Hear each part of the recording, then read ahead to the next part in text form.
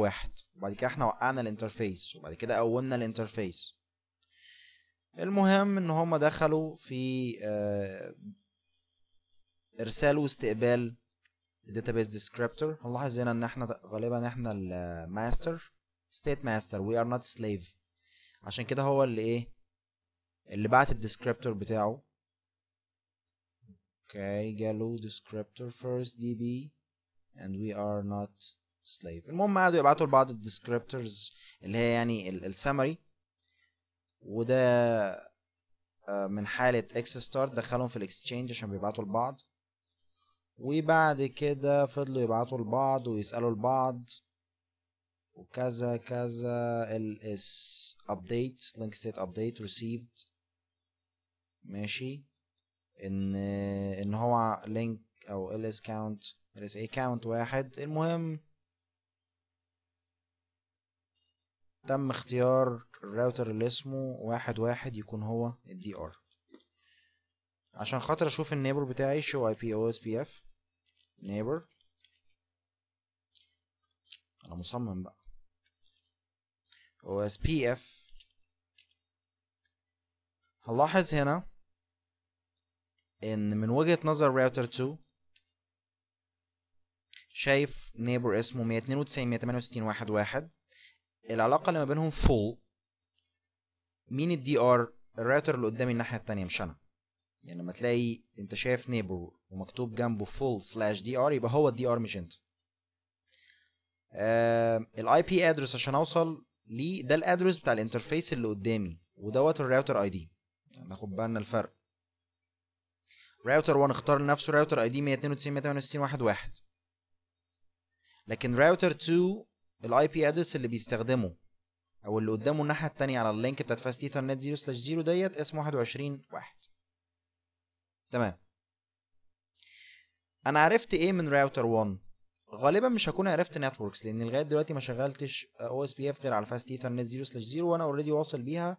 فبالكتير هكون جالي منه ال اس اي اللي هي بتاعت الراوتر، اللي هو كل راوتر اصلا بيبعت ال اس اي. فلو استعرضنا الداتابيس هنلاقي كام نوع من انواع ال LSAs. هنشوف 2 شو IP OSPF database. شفتوا بقى؟ هنشوف 2 ليه بقى؟ LSA type 1 اللي هي راوتر LSA، كل راوتر بيبعت LSA type 1 بيقول فيها انا فلان الفلاني. هتلاحظوا ان راوتر 1 اختار لنفسه الاي دي دوت، وراوتر 2 اختار لنفسه الاي دي ده. كويس. وكل واحد فيهم واصل بكام لينك؟ واصل ب 2 لينكس. انا اسف، كل واحد فيهم واصل بلينك واحده. وفي نفس الوقت كمان في نت لينك ستيت اللي هي LSA type 2 اللي هي بيبعتها الدي ار، والدي ار في الحاله بتاعتنا اللي هو راوتر ايه؟ راوتر 1. تلاحظوا هنا ان اللي بيتكتب في الاول هو الراوتر اي دي، بس في الدي ار بيتكتب الاي بي ادرس بتاع الانترفيس اللي هو الراوتر عليه دي ار. احنا اتفقنا الدي ار هيكون راوتر 1. عايزين تتاكدوا برضو مين الدي ار، بتقول له show IP OSPF OSPF. انا كنتش عايز اسجل الفيديو ده اصلا يعني كنت قاعد عمال يا اخي ما وقرصت على نفسي قلت اسجله. طيب ما علينا show IP OSPF interface fast ethernet 0/0. هنلاحظ انه هنا بيقول لي ايه بقى؟ ان designated router هو 192.168.1.1 والباك اب designated router هو 192.168.2.2. هلو تايمرز طبعا زي ما احنا عارفين 10 والديد 40. فاذا الدي ار هو راوتر 1، وعلشان كده الدي ار بيقول انا الدي ار هنا، فباعت LSA type 2. احنا اتفقنا ان LSA type 1 دي كل الراوترز each router بيبعت LSA type 1، لكن LSA type 2 مين اللي بيبعتها؟ الدي ار بس. عشان كده احنا عندنا كام دي ار لغايه دلوقتي في الاريا ديت؟ دي ار 1 على السيجمنت اللي هي ديت. تمام.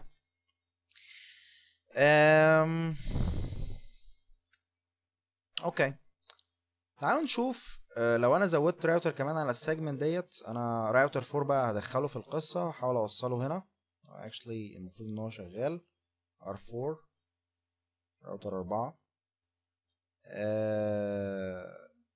ونشوف كده هو بقى ايه هيشتغل ايه بقى وايه اللي هيحصل يعني. تعال نروح على راوتر 4.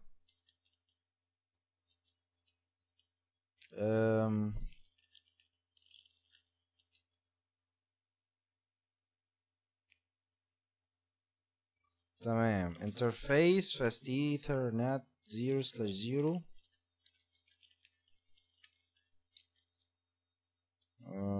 بالمرة قبل ما نعمل اي حاجة نعمل بينج كده 192.168.12.2 مثلا.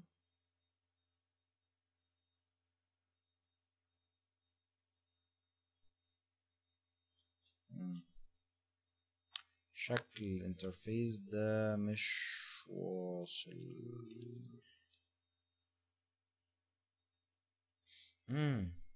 انا موصله فيزيكلي باللينك اللي هي فاست ايثر، يعني اكن دول كلهم انا حاطط هنا سويتش كده. اوكي، بس هي الفكره ان اللينك ديت اسمها 21 مش 12، فانا غلطت بس في الاي بي ادرس اللي هو ده، فتعالوا نغيره.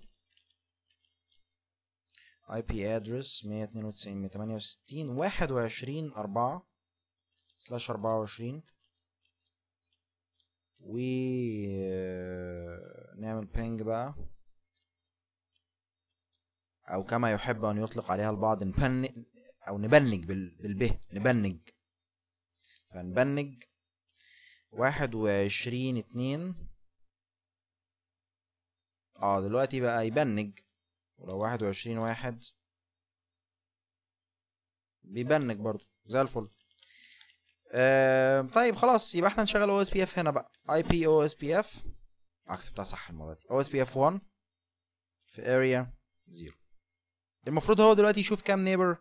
2. راوتر 1 وراوتر فعلا شاف 1/1 و2/2، دول 2 نيبرز، والعلاقه ما بينهم بقت done. مين الدي ار والبي دي ار يا شطار؟ شو اي بي او اس بي اف نيبر، اكيد طبعا راوتر 1 هيبقى الدي ار، وراوتر 2 هو هيبقى البي دي ار، لان الالكشنز نون بريامبتيف، بمعنى ان لو واحد كسب الالكشنز خلاص. احنا لو بصينا هنا هنلاحظ ان المفروض راوتر 4 هو اعلى راوتر اي دي، هو اللي يكسب الالكشنز، ولكن طبعا اللي سبق اكل البتاع. طيب دلوقتي عندنا دي ار وبي دي ار.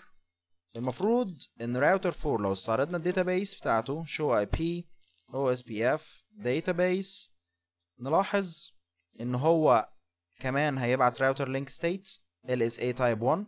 طبعا لسه يا دوب بيقول بسم الله الرحمن الرحيم، فبدأ من سيكونس نمبر 1 واصل بلينك واحدة مفيش غيرها، وعنده في الداتابيس بتاعته عارف ان مين الدي ار network link state او LSA type 2. الدي ار بتاعنا هو الراوتر ده. تمام، فاحنا كده عندنا راوتر 4 حطيناه، وشفنا ان هو شايف 2 نيبرز على نفس الانترفيس. نلاحظ طبعا ان هما الاثنين على نفس الانترفيس، احنا اتفقنا ان هنا في ايه؟ كان في سويتش.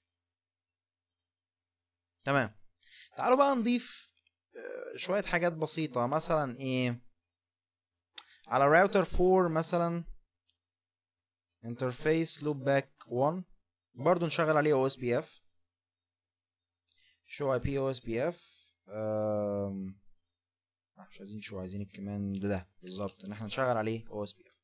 المفروض دلوقتي ان اللينك ستيت تايب 1 بتاع راوتر 4 السيكونس يزيد بواحد. ليه؟ لانه اضاف معلومات جديده وهيبعت المعلومات ديت الى بالظبط فعلا ده اللي حصل. ودلوقتي بقى واصل بكام لينك؟ ب2 لينكس. المفروض ان هو لما بيابديت ال LSA تايب 1 بتاعته بيادفرتايز الكلام دوت للنيبرز بتوعه. طبعا في الحاله بتاعتنا احنا عندنا دي ار، فهو بيبعتها للدي ار، والدي ار بيتولى ان هو يبعتها الى البي دي ار. فتعالوا نروح على راوتر 1 ونستعرض الداتابيس.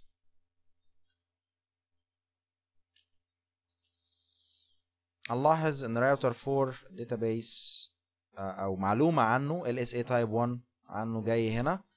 ولو حاولنا نعرف ايه اللينكس دي، راوتر اسمه 192.168.4/4. هلا ده الكماند اللي انا استخدمته. انا هنا على راوتر 1 بيقول لي بقى ان في راوتر اسمه كده. كويس، واللينك ستيت سيكونس نمبر وصل لغايه هنا، ده تايب 1 وصل السيكونس نمبر لغايه هنا، و تمام. واصلين بكام؟ باتنين لينكس. اوكي، واحده منهم ستاب والتانيه ترانزيت. ستاب اتفقنا يعني مفيش حد قدامه بيتكلم او اس بي اف. ترانزيت يعني ايه؟ اكتر من واحد واصلين مثلا على سويتش. الترانزيت اسمها ايه والستاب اسمها ايه. تمام. وكمان بيقول ان على الترانزيت هنا مين الدي ار؟ اهو، مش عارفين ولا ايه؟ اهو دي ار designated router address. تمام. والمترك بتاعها 10 ودي المترك بتاعها 1. طيب يبقى احنا كده شوفنا ان هو كمان هيعلن عن النتورك اللي وراه هنا. المفروض ان الراوتر 1 والراوتر 2 يشوفوها في الراوتنج تيبل بتاعهم. يعني لو استعرضنا الراوتنج تيبل بتاع راوتر 1 هنلاقي ان احنا عرفنا معلومه باستخدام OSPF عن النتورك اللي اسمها 44/32، لان ده لوب باك ادرس، واتفقنا ان احنا او لوب باك انترفيس يعني، واتفقنا ان احنا ممكن لو عايزينه يعلن عنه بالبريفكس بتاعه هو هنغير ايه النتورك تايب. طيب يبقى احنا كده شوفنا اللينك ستيت داتابيس ازاي بتتبني، ازاي بيحصل فيها ابديتس، ازاي السيكونس نمبر بيزيد لما بنغير وهكذا. فكده ايه كده كله لو ناخد بالنا ان احنا لسه في ايه في سنجل اريا. طب لو اشتغلنا مالتي اريا ديزاين، يعني انا لغايه دلوقتي شغال كده، دي كده اريا 0 اريا 0. لو انا جيت مثلا هنا وعملت ديت اريا 1، ايه رايكم؟ ونشوف بقى ايه الفرق ما بين المعلومات اللي هعرفها في اريا 0 وايه المعلومات اللي هعرفها في اريا 1. انا عايز اعمل حاجه كمان، عايز اصلا اشيل راوتر 4 من هنا احطه هنا، احط راوتر 4 هنا كده واوصله براوتر 3 بسيريال لينك واشيله من هنا، عشان خاطر يبقى عندي internal router جوه اريا 0 و internal router جوه اريا 1. يعني ده كمان كده هيبقى اريا 1. شغل راوتر 3 كله في اريا 1 وراوتر 4 كله في اريا 1، وراوتر 1 هو اللي هيبقى الاي بي ار. بص لاحظوا هنا ان دي كده اريا 0، فده هيبقى ايه اريا بوردر راوتر. وتعالوا نشوف بقى الداتابيس بتاعت different routers يبقى شكلها عامل ازاي. هروح على راوتر 4. نو راوتر OSPF 1 بيشيل كل الكونفيجريشن حتى اللي على الانترفيسز. يعني احنا دلوقتي لو استعرضنا الانترفيس اللي اسمه fast ethernet 0/0 هنلاحظ ان الكماند اللي كان عليه IP OSPF 1 كذا كذا اللي هو بيشغل OSPF على الانترفيس، هنلاحظ انه اتشال، لان انا كده شلت OSPF عامة من على الراوتر كله. وبالطبع احنا اتفقنا ان الكماند دوت على الانترفيس كفيل، الكماند اللي هو بتاع IP OSPF 1 بعد كده اريا 0 ده كفيل لوحده انه يشغل OSPF، فطبعا لازم يتشال. فلما انا شلت OSPF من على الراوتر كله الكماند accordingly اتشال من على الانترفيس. المفروض دلوقتي ان راوتر 4 ما عندوش اي راوتنج بروتوكول شغال. تعالوا نحط بقى ايه، نوصل راوتر 4 براوتر 3